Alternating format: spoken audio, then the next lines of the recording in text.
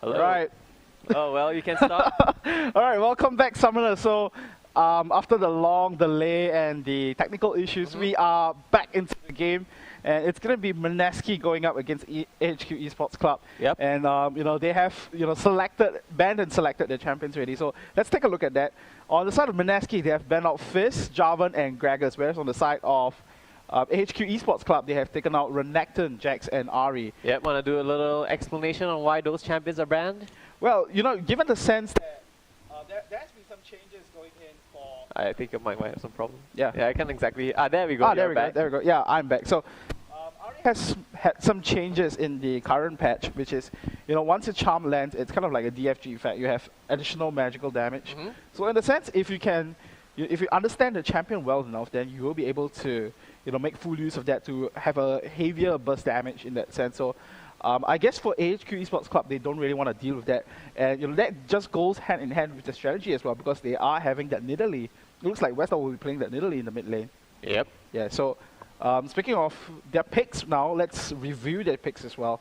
So Mineski, their picks will be Elise, Zac, Rumble, as well as Zyra. Whereas on the side of AHQ Esports Club, they have Shen, Aatrox, Nidalee, Lucian, and Thresh as well. It's quite weird to see these two combination down in the bottom lane. Wait, Aatrox, Lucian and Thresh. Yeah, for the viewers who are not too sure what's the lore behind Thresh and Lucian, it's that, Thresh stole away Lucian's wife's soul into that soul lantern.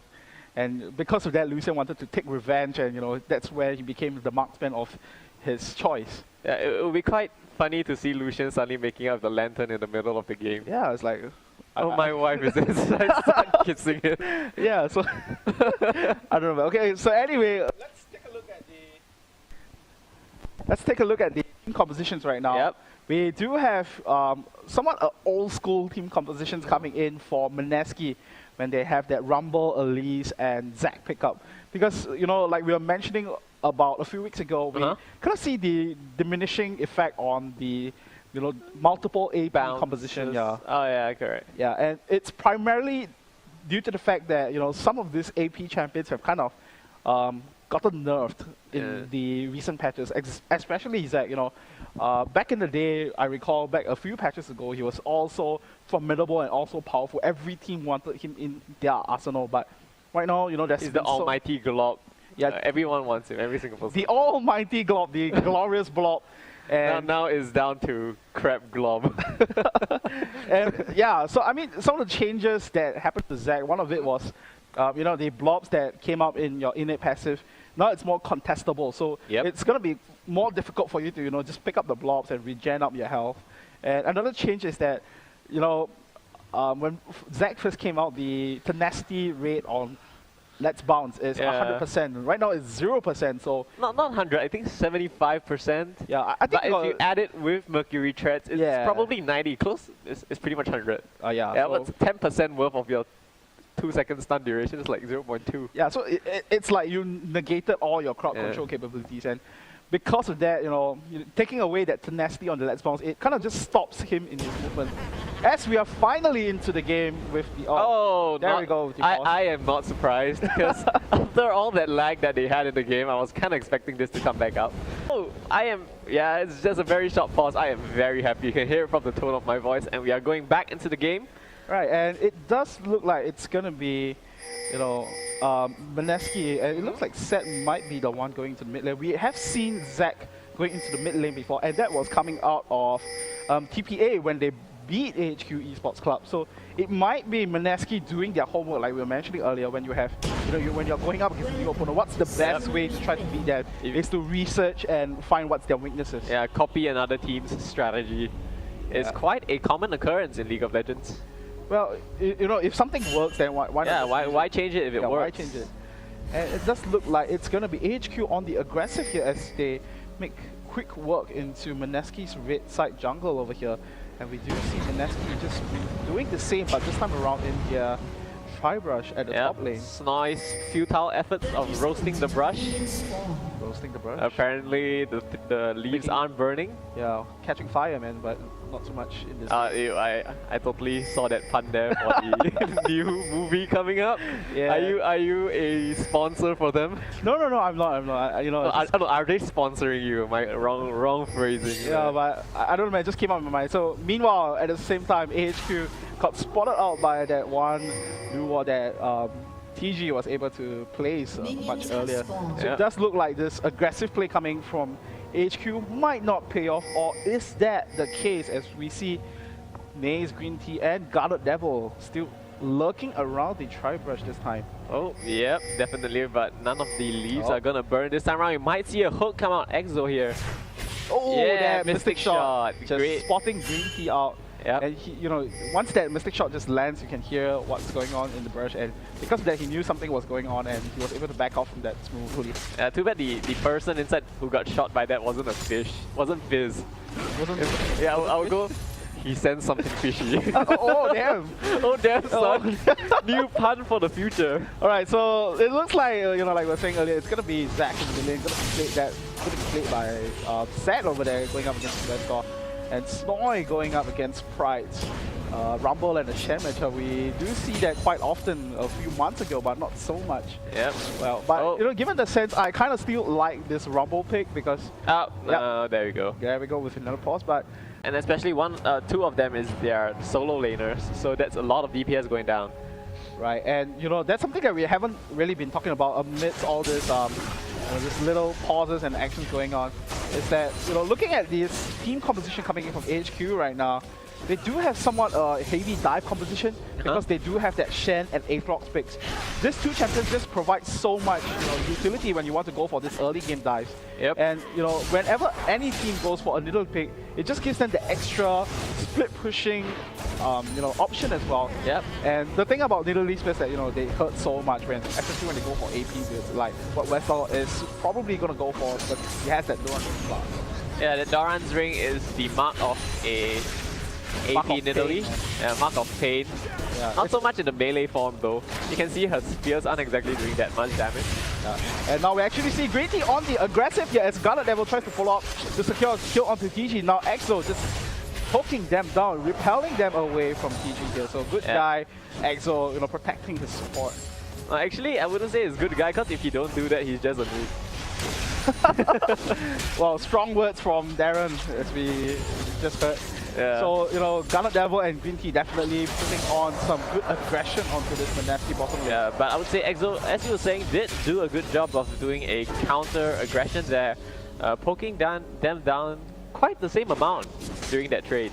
That's right, and I guess that's the important thing as well. You know, traditionally some of the, when I ask some of the pro players, especially in Singapore, you know, they say that Zyra kind of, you know, just counteracts against Flash when they go aggressive, but at the same time you have to remember that those auto attacks coming in will hurt. As we do see the Lantern landing for Maze to come in, and that was a great gank coming in from AHQ Esports Club. Oh, hey, kind of this Zyra skin kind of looks like Anima. Don't you think so? During her room form from Final Fantasy X. A little bit sidetracking here, that's another game. But yeah, just an observation there. Yeah, that's the haunted Zyra skin coming in from this year's Halloween special. And now we do see Noel coming into the mid lane. As he wants to go for salvation. And what a great death sentence predicting the movement of Exo right there. As we do see Guarded Devil, is he gonna go down that process? But it does look like the barrel will be able to save his life. And on top of that, the shield from Thresh doing its work. Yeah, I think we can refer that to the Mad Life death sentence. Yeah, that's. I knew you were gonna go there. So the Mad Life death sentence. There was some moves like Mad Life, man. Right, and we do see, once again, Westall just balling it out against Zach here.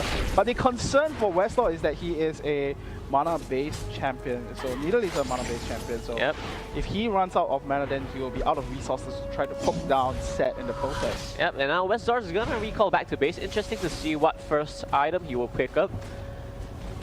Right, so it does look like he will, you know, go on with that Doran's ring, as well as I think he will be forming up Chalice of Harmony. Yeah, he would be forming that up fairly quickly. And now Guarded Devil actually finishing up that Phage. There we go. Once again, a pause. Gates of Torment coming in from Aatrox to just God. lock Exo and TG into place to kind of secure that first blood. Yep. And that went over to Garnet Devil in that sense, and he was able to pick up this early phase. That will make the big difference when it comes to this bottom lane. Yeah, definitely gonna be going for that Trinity Force. Despite the movement speed nerf and price increment of Trinity Force, it's still a very strong item. Right, I kind of like this, you know... Oh, there we go. There we go. I kind of like this simple... No, it's just... I kind of like enjoy this... Watching streams, yeah. Yeah, kind of enjoy these pro games as the players go head to head against each other. And now, as it seems, it's going to be Westall really slightly ahead in this trade. And, you know, something about Garnet Devil in the bottom lane, he has been playing Lucian quite consistently in the past few matches. I believe this is the third time he has been playing it. And, you know, it just goes to show, you know, when you have someone that you are really comfortable with, you just want to keep sticking with it and make it work for you. Yep, he is indeed. But that's one of the downside of always playing the same champion. Is after a while, people will start banning it or picking it out. Yeah, or you can. Oh, there we go. Oh, there we go. The Death Center once more landing onto Exo there. And with the Dark Flight just landing onto TG, and it does look like it is going to be a double kill going into the favor of AHQ Esports Club. And with Garnet Devil picking up those kills as well. So, you know, 3-0-1, just 7 minutes into this game. It's going to be quite a, you know, good advantage for AHQ Esports Club. Yep, and now AHQ is going to very quickly rotate over to the Dragon for an extra 1,000 gold here. Right, there we go. The gold difference will soon bubble up to 3,000 difference in favor of AHQ. That's right. So, you know, with this gold difference and this early game goal lead, it's going to just, you know, make them into a scary mid-game competition. Yep. In a sense, you know, AHQ traditionally, when they do have all their early games into place, it will be a hyper-aggressive team going into the mid-game once they have one or two key items completed for them. But I would say currently in this game, both teams have very strong mid lane, and I think both teams won't skill up late game. Lucian's damage in the late game is not as much. Because all you need is a tank to stand in front of him and his ultimate will pretty much be negated. Yeah, the calling, you know, that's the one weakness of the calling, I would say. The irony is you can't call a tank. Yeah, man. It's too much calling. And I guess another thing to take note, I think it's quite interesting, well, at least I find it interesting, is that calling kind of scales off attack speed, which is something that, you know, that's not too common among a lot of champions. I can't think of it. No spells actually scale off attack speed. Yeah, it's primarily because, you know, the cowling with more attack speed, it gives you additional, you know, shots when you use that ultimate spell. Yeah, so. But still, overall, I think if you do the calculations, stacking damage will actually give it more though. Yeah.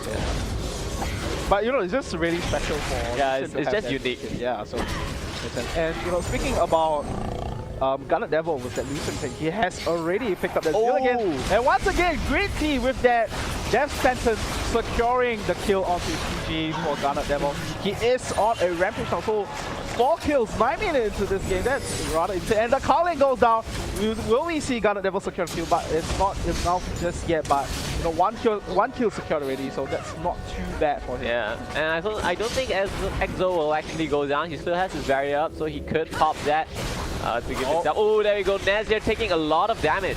But so a ton of damage coming in well with that victorious Elysian. Victorious indeed for one snare. But the game does not seem to be going well for them though. Right, so this early game objective and kill deficit coming in for Mineski here. They have to kind of find a way to negate that quickly because AHQ, like we were saying earlier, you know, it's a great early game master. And both teams are mid-game. Yes, their strength lies in mid-game. Italy a little bit more to the late game, but her mid-game spears do hurt a lot, especially when you don't have any defensive items yet. Yeah. Oh, there we go, a weird spear coming down. Oh, Snoy just flashing out of the way of that one. He doesn't want any dealings with Naze and Price in the top lane. Yep. You know, speaking about these two champions, we were talking about it earlier, that these two champions just gives you the extra in-your-face power. Yeah, in-your-face diving composition and this potential as well. But at this point in time, we don't even need to see that coming in from there. They don't have to risk all that because, you know, Green Tea and Garnet Devil are just doing so well for themselves. We might see a wonderful hook once again coming in. That sentence coming in onto DG there. It does look like one more time it's going to be Garnet Devil securing one more kill there. and Exo just forever alone in this bottom. Forever gonna get screwed here as Westdoor comes Oh, in with a final spear. Oh, he's is it? waiting on his spear. Exo Right, is trying to duke it out. Yeah, he wanted to kind of predict where that javelin toss is gonna land, but you know, Westdoor is way smarter than that. Yeah, I would say the smartest person here is actually Green Tea, predicting 2 of his arcane shifts. Yeah. Some wonderful play there. That's right. I have to give props to him right there, and you know, predicting where the arcane shift goes is no easy task by any means. And you can see what Nidalee did was very, very smart. Westdoor actually threw out his spear but cancelled it the moment Ezreal juked it. And threw it out when he was sure that it was gonna land. Hashtag Westdoor plays, man. Yeah. Hashtag swag. Hashtag Nidalee plays. As we do see Westdoor heading back into base, probably be, you know, he wants to pick up some good items to make his javelin toss even more, you know, deadly than it is now. Yep, and apparently side wards make his javelin toss more painful. Because that was the only items he picked up. And you know, finishing up that Athene's on Holy Grail as well. Yeah, he already has it, I think. But nonetheless, once he reaches his death cap, all hell will break loose, man. You know, I always compare javelin toss coming in from Nidalee like a, you know, like a kick to a guy's crotch, just because of how painful it is. Every time, you know, I think I was doing a game with Don a couple of days ago, and you know, we just compared in that sense, and when you see it happen, you will just go ooh, and you know, that's my reason why. I think that's actually a very, very good representation of how spears work. So right now, AHQ Esports Club just gathering back once again. It does look like they want to just continue on with this aggression, and you know, with good reasons as well. That's the thing about, you know, this early game play style that you have. You don't want to let up, you know, give any breathing space to your opponents, as we do see Noel just, you know, playfully smiting and, you know, taking the big minion away from you. Yeah, but that's an interesting waste of smite to prevent that Wraith gain, but now AHQ is going to go down for the siege in the mid lane. Now there's a mispronunciation there. Oh, now Noel going in. Is he going to let it go? No, and there we go with javelin toss onto Noel, just bringing him down to about a third of his HP. And actually that's a very, very good play there by TG, blocking the thresh hook with a plant. That's right, so good awareness coming in from him in that sense. Like, that should be, you know, happening earlier in the sense. He kind of needed to control this bottom lane duel of AHQ right now. Yep. As you know, they are just having their own way of around the game right now. As they are just grouping up and making full of it, forcing Mineski into their territory.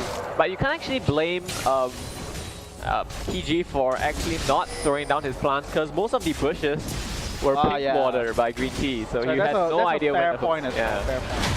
And so far, so good for Green Tea. He has been landing a few good. There you go. That, you know, jumping in with the slingshot, but immediately taking a ton of damage in his face. Yeah, and dodging that. Oh, SBF engage going down. And May is going in, and this time around with the Stand United being popped onto him, Price will be able to come to his rescue in that sense. And now, oh, what a timely rappel to just dodge out the taunt. And now Seth going in with the leg box onto Green Tea and Garnet Devil. Will we see the first kill for Mineski here as the death sentence once again landing onto Seth. So that's the, you know, that's the problem that we're talking about, you know, removing that tenacity on ledge bounce just takes away so much potential and so much firepower away from it. Yeah, it's getting stunned when your ultimate is going on is definitely something you don't want to be happening. And because of that, they will lose yet another dragon. And we do have a replay reel of the previous team fight coming in. Right, let's talk about that. So a quick rappel to kind of negate that taunt, but Seth just jumping right into the frame. And you know, look at the equalizer, it wasn't really quite on point there. You know, if it was a little slanted more to the right, then you will probably just catch out Green Tea, and that damage over time would, you know, just probably repel some of the aggression coming in. But at the same time, you know, they just went in, and because of that, you know, no follow-up, and that's why AHQ was able to pick up that 2 kills in that process. And at the same time, they did pick up the dragon as well, so extending and tower in the mid lane. Yeah, so extending their goal lead up to a good 9,000 to 15 minutes there. So this is the reason why we call them the early game masters. This is definitely not a position you want to be in. Mineski here struggling to try to find their foot in this game. Foothold, I mean. But So- looking at the duration of the game, 15 minutes, 10k goal difference is huge, man. It's a really, really hard game for Mineski to come back from. Right, but I guess the thing for them to kind of come back into this is, like we mentioned earlier, make full use of their area of effect combinations, just do it properly. Call it a wombo combo if you wanna, but just do that, pull that off well enough, then you will be kind of able to lock AHQ down into place and for EXO to finish off the job. Yeah, EXO here is definitely the best sweeper. We have seen it in the SGS versus Mineski match during the qualifiers for finals. Right, that was some time ago. Yeah. And I guess in a sense, Mineski has, gained some experience. Wow! And Spiderlings not doing their job. Right, just catching that javelin and... It's like, Mom, I ain't gonna die for you, man. The Spiderlings, scumbag Spiderlings not taking a shot for Noah there. It does look like, Westlaw is hurting so much right now, having that needless Pilat completed already. Yeah. It does look like AHQ once again not giving any breathing space to Mineski here as they group up once more to force down into the mid lane, and another javelin just landing onto EXO there. Spear's not exactly dealing that much damage yet. I think the distance wasn't far enough. But nonetheless, now AHQ Price is happily split pushing along the top side. Even if Rumble comes down, there's not too much he can do. Shen will just haunt away. Right, and we do see AHQ once again marching down into the mid lane, forcing the objectives and just forcing Mineski back into the base. And once again, that sentence landing onto Mineski there, and a great one as well, catching him back into the box.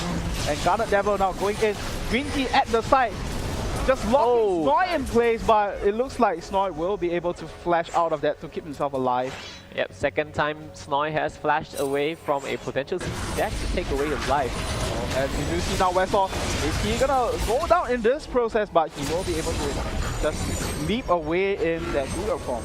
Yeah, Kugel form giving here, I think she did flash away as well, getting it out. But that was nonetheless a very, very good equalizer coming in from Rumble. But this game is just way, way too big a difference for Mineski to actually come back. I don't see any strategy Mineski can pull off. Right. Even if they pull off their wombo combo successfully this game, it's not enough to take out because there's too much of a goal difference here already. Right. AHQ can just dive the turret if they wanna. And given the sense, AHQ, they do have this tendency to kind of overcommit sometimes. So if Mineski is able to kind of position themselves to make, punish them for their commitment, then they might probably make something out of it. And now we do see Mineski jumping onto Westlaw there and giving him a good amount of damage. Oh, there we go. Nice and dodge. a good javelin toss once again. Mystic toss versus... Oh, EXO here taking a lot of damage. Barrier gonna be popped. Westlaw should be able to get away from this. But he needs to heal himself up. He goes back into cat form. He might be able to take him out. But this time around, Green Team Oh, what? A spear coming in from between the globs. Oh my gosh. And this is Westlaw, ladies and gentlemen, making full use of his, that Cougar form and the javelin, the damage toss as well. So carefully calculated. All planned. That one-man show, taking out both Set and EXO. That is gonna let Mineski all win. Yep, as the arrogant players like to say, all planned. All planned. Yeah. And I like the part where he was just waiting for the mob to come back into one specific spot and then just going in with the need to just swipe everything and secure that kill for himself. Yeah, I think the carry on the cake was that spear between the gloves. If it were me, I think I'll probably miss. Well, this is why, Darren. This is why we are not pro players. Yeah. And we do see Set jumping into action once again, but this time around, is he gonna? Are they gonna commit to this? Nice lantern there. Yeah, right. So quick disengage coming into HQ there. So it does look like at this point of time they don't have any loopholes just yet. Yep, the first inhibitor of the game. All turrets up for AHQ. Right. So 7 towers down for Mineski. 0-12. AHQ having the lead here, 20 minutes in, 7-0 in terms of turret, and having a huge 15k goal advantage. It does look like they will be looking to finish off the game quickly, but that's the other problem as well. You don't want to just overcommit to your early game strengths. Yep. In a sense, you want to be, composed about it. You don't want to just, go in, being overconfident and you throw your game away. Yeah, but AHQ is definitely not a team to be overconfident. You have seen their performance in the previous season. Yep, that's right. Despite having a huge lead, they won't usually throw games. That's right. And, in a sense, they are what we call the early game masters, as we mentioned time and time again. And it's precisely because of that. And this distinctive aggression coming in from him just goes to show their worth. Yeah. And we might see the game come to a close in just a few minutes' time. But now Green Tea this time around getting caught out of there. Is he gonna go down in this exchange? Let's ball gets used. And PG, the first one to secure a kill for Mineski in the upcoming exchange. Is this the opportunity that Mineski is looking for? But it does look like the amount of damage coming in from AHQ too much for Mineski to handle as they back off in the exchange while Garena using that Carling to force them back into the base. Yep, and here, ladies and gentlemen, you see goal difference doing its work here as AHQ, despite losing a player very, very early on in the fight, still managed to come back and win the trade here. Although it's a 1-for-1 trade, but Mineski were all forced to back off. One more Javelin toss onto Exo, and that, ladies and gentlemen, that was just the effects of one Javelin toss. Yep. Exo here, walking away in shame. Walking away in shame. Yeah. I don't know, man. I'm not too sure whether that's shame or just pure, I just need to back. I just need to go back, man. No more spears, please. One spear KO. Yeah, but it was funny to see Ezreal throwing a Mystic Shot out, cutting off 100 health and then losing 800 health. Well, definitely, I don't know, man. The worst trade in that sense. And now this time around, AHQ making quick work onto Baron, and it does look like Mineski nowhere near the area to try to contest this. Ezreal's situation kind of reminds me of something I did when I was in primary school. I was like in primary 5 and I scammed the P2 guy to trade $1 for 20 cents. Great job, dude. Thanks. Great job. And now back into this game. AHQ Esports Club destroying Set right off the map. And that was in a snap of a finger as well. Yeah. Now I blinked my eye and I almost missed that. Oh, that's a very slow blink you have there. I don't know, man.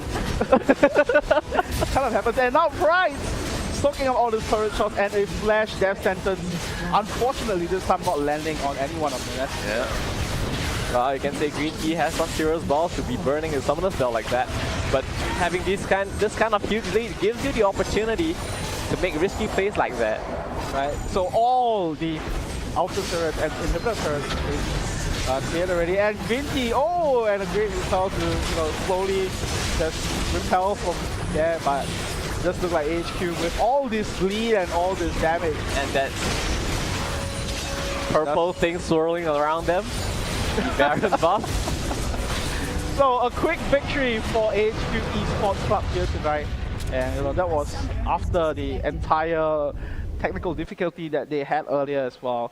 And what a great victory it is for them to come back into GPL with style into tonight's matchup. There's some serious early game domination coming there from AHQ. There's nothing at all that Mineski could do. Early game on, Exo Arcane shift away and got hooked twice. Yeah, I mean, when that happens, probably Exo was like, oh my god, this is over. This is a terrible night for me. I is bad player. I don't know about that, man, but nevertheless, like we were talking about it, Green Tea making all the plays here tonight, as well as Gunner Devil as well in that sense, maintaining his positioning and coming ahead in their bottom lane and eventually securing the win. And just great job from the team, all the players, all around.